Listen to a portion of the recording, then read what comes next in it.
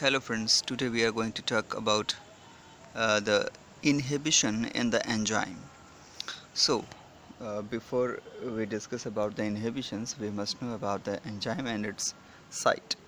तो एंजाइम में एक एक्टिव साइट होती है जहाँ सबस्ट्रेट आके अटैच होता है अपने कन्फर्मेशन के अकॉर्डिंग, और एक और साइट होती है जो कि एक्टिव साइट की तरह ही होती है, वो भी अटैचमेंट करती है, लेकिन उसे एलोस्टेरिक साइट कहा जाता है। तो नॉर्मल कंडीशन, नॉर्मल बाइंडिंग के समय क्या होता है कि सबस्ट्रेट एक्टिव साइट पे आके ऐड हो जाता है। अब इनहिबिशन की बात करते हैं तो इनहिबिशन दो तरह के होते हैं, competitive inhibition and non competitive inhibition.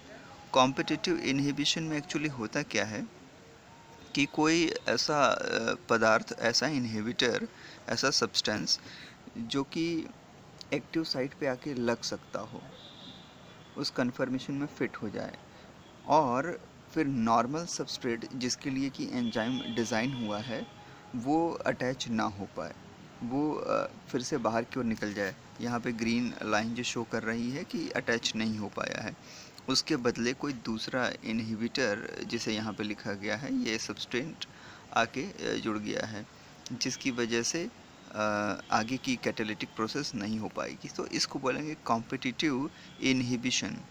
और नॉन कॉम्पिटिटिव इनहिबिशन में क्या होता है एक्चुअली, यहाँ पे जो दूसरी एक्टिव साइट होती है जिसे एलोस्टेरिक साइट कहते हैं, वहाँ पे कोई सबस्टेंट आके जुड़ जाता है, कोई सबस्ट्रेट आता है, केमिकल अटैच हो जाता है।